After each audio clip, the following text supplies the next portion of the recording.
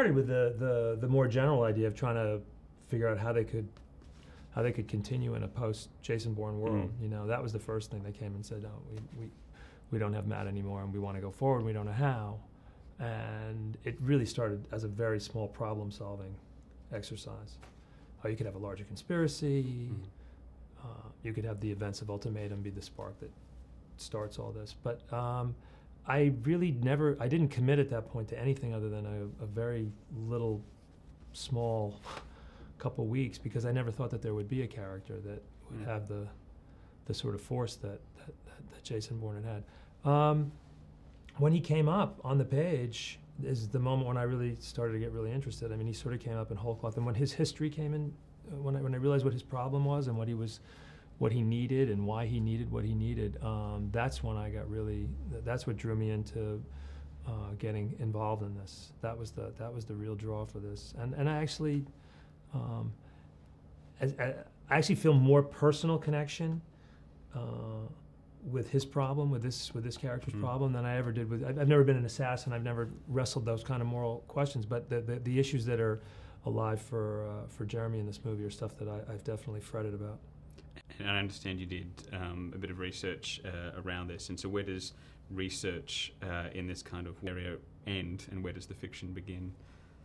This is not sci-fi. There really isn't anything here. I mean, I'm really not asking for any suspension of disbelief. There really isn't anything in the movie that isn't. And anybody who's really skeptical, you go online for 10 minutes after the movie and type in a couple keywords, and you'll see all the edges of all the things that we're talking about here. I just read an article in the paper, Flying here, about the Olympics and about the drug testing in the Olympics, and you know. Gene doping is like the latest thing that the scientists are worried about finding. They're wondering if athletes are gene doping, and they're wondering if they have a way to figure it out. And they're introducing them through viruses. I mean, this is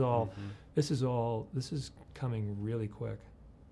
And I guess in the 10 years since The Bourne Identity, those films have been incredibly influential, not just on the genre, but on action films generally. Even the Bond films, I guess, as well, have been influenced by that very gritty kind of feel. What were your influences coming to this, directing the series for the first time? I think slightly in looking around, and it's been like 12 years, and realizing that I mean, everybody kind of took it. I mean, it's on television now. You turn on American television, you'll see shows that are shot and cameras flying all around. I mean, it's I think a lot of people took a lot of really strong ideas, and they've been sort of, in some sense, they've been co-opted. I think in a way we wanted to start a new party. In a way, we kind of felt like we didn't want to be the last one. We didn't want to slavishly be following what happened before. And we kind of felt that the film was so much larger, because we were saying, sort of blowing the doors off the whole thing, and saying, my God, there's this whole much bigger, larger, more dangerous world outside. That gave us, you know, some permission to maybe start a new visual pattern. Not entirely, but. We had a bigger opportunity to do a more epic kind of movie and a more epic kind of filmmaking. It would have been, I think, probably would have been highly controversial if we'd slavishly followed what had happened before. I think that would have probably been the biggest mistake we could have made. And speaking of the wider world, like, I guess the first Bourne came out, you know, less than a year after 9/11. Right. And in that time, is making a film, I guess, in the current climate, you know, over a decade or beyond that, is that a different climate to make a film in, or are there different things you have to be aware of now? I think the best way to proceed with all these things is to not.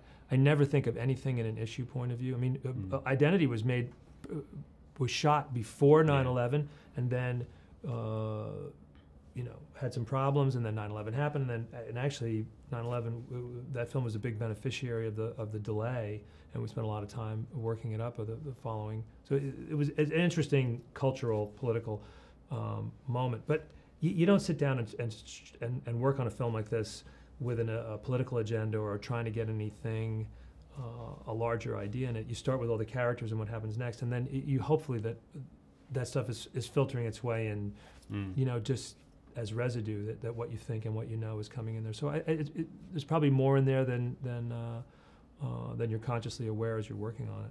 And do you see Bourne Legacy as the start of something new or the necessary continuation? I think that's going to be up to the audience. The audience will tell us what to do, won't they? We'll see you soon. And for you personally, do you have something? You're obviously still on the tour for this. This is my last day. It's your last day. Yeah. So I'm going on vacation. So that's your next plan. Do you have any other? I have nothing in front of me. I have no commitment. I'm unemployed. No. I'm going to go back home and I'll figure out what I want to be when I grow up again, which is what I do periodically. Well, thanks so much. I wish you all the best Pleasure. luck with the film. Thank you very much. Thank you for talking. Thanks.